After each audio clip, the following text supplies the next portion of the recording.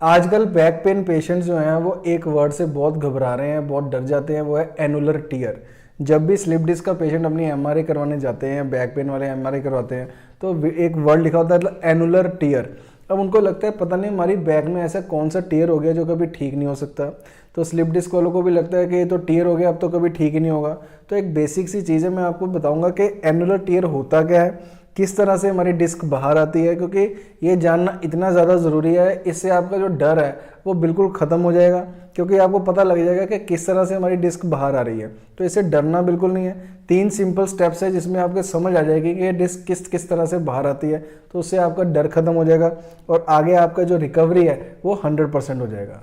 तो अब हम एक तरीके से समझते हैं कि एनुलर टीयर के बाद डिस्क बाहर कैसे आती है और एनुलर टीयर क्यों रेडियोलॉजिस्ट लिखते हैं। अब मान लीजिए ये है एनुलर रिंग्स, यानी कि एनुलर रिंग्स जो कि हमारे डिस्क को, हमारे न्यूक्लियस पल्पोसस को होल्ड करके रखते हैं अंदर, तो फ्लूइड को होल्ड किया होता है। अब अगर मैंने बाहर आना है तो ये अंडरस्टूड सी चीज़ है कि मैं ये दरवाज़ा खोल के इसी तरह से बाहर आऊँगा, या आपने भी घर से बाहर जाना है तो आप दरवाज़ा खोल के जाएंगे। तो जो दरवाज़ा है वो समझ लीजिए एनुलर रिंग्स हैं। एनुलर रिंग्स को तोड़ के ही तो डिस्क बाहर आएगी। तो जब आपकी एमआरआई में प्रोट्रूजन या एक्सट्रूजन लिखा होता है तो इसका मतलब ऑलरेडी है कि आपके जो रिंग्स हैं वो टूट के ही वो बाहर आई होगी। तो एनुलर रिंग्स के एनुलर टीयर का मतलब ये मत समझिए कि कुछ टीयर हो गया।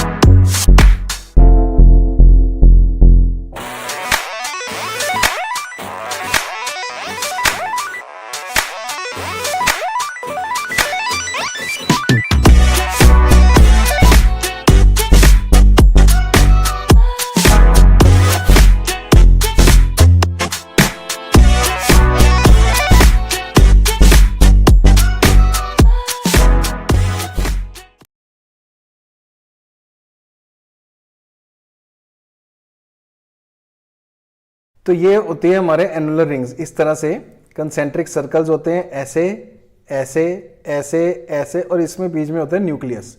अब मान लीजिए ये 20 रिंग्स हैं यहाँ पे आसपास, ये 20 रिंग्स हैं। अब इतना हम अपनी स्पाइन को यूज़ करते हैं कि इसमें से 3-4 रिंग्स जो हैं वो ऑलमोस्ट सबके ही टीयर होते हैं। तो इसमें कोई बड़ी बात नहीं है अगर एनुलर टीयर लिखा भी हो। अब प्रॉब्लम कब आती है, जब इस फ्लूइड ने उस रिंग के बाहर इस तरह से, मान लीजिए ये फ्लूइड है, वो ऐसे बाहर निकलने शुरू हो गया। जो रिंग्स टूटे हैं क्योंकि फ्लूइड को जगह चाहिए, उस जो हमारा न्यूक्लियस पल्पोसस है, जब इसको हम डिस्क, एक तो डिस्क लोगों को लगता है कि पता नहीं कौन सा स्ट्रक्चर है, वो एक जेल लाइक स्ट्रक्चर होता है। न्यूक्लियस पल्पोसस जो है उसको, सारे फ्लूइड को उसने जेल को कंटेन करके रखा होता है। तो जब उसने बाहर आना है तो रिंग्स को तोड़ के ही वो बाहर आती है। तो इसलिए जब आपका प्रोट्रूजन लिखा होता है, प्रोट्रूजन मैं बताता हूँ किस तरह से होता है। इस तरह से हमारा है। अब ये जो हमारा न्यूक्लियस पल्पोसस है, जब वो रिंग्स के साथ साथ ही बाहर आ जाए, ऐसे फ्लूइड आ रहा है, ये रिंग्स के साथ साथ, यानी कि रिंग्स को स्ट्रेच करता करता बाहर आ जाए। अभी रिंग्स की जो है वो स्ट्रक्चर टूटा नहीं है, रिंग्स क्या है, ये उसके साथ साथ ही बाहर आ जाए ऐसे। ये फ्लूइड जो है ये रिंग्स के साथ साथ ही बाहर आ जाए, उसको कहते हैं हम बल्ज और प्रोट्रूजन, यानी कि स्टेज 1। ये मैंने एक पूरे वीडियो में बताया कि प्रोट्रूजन, एक्सट्रूजन, एनुलर टीयर और सीक्वेस्ट्रेशन 4 स्टेजेस हैं, वो किस तरह से होती हैं।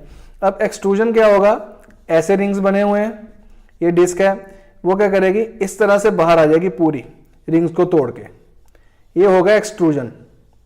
यहाँ पे हमारी जो डिस्क का फ्लूइड होता है वो पूरा बाहर आ जाता है। और सीक्वेस्ट्रेशन में क्या होता है, बाहर आके ऐसे उसके पार्ट्स बन जाते हैं, वो 3 पार्ट्स में डिवाइड हो जाता है। तो सबसे 4th स्टेज होती है, सबसे डेंजरस स्टेज। उसमें क्या होता है, अगर L4 L5 वाली डिस्क निकली है, वो टूट के उसका एक पार्ट L5 S1 में भी फंस जाता है। तो कैनाल में सबसे ज़्यादा स्टेनोसिस करने का कारण सीक्वेस्ट्रेशन का होता है।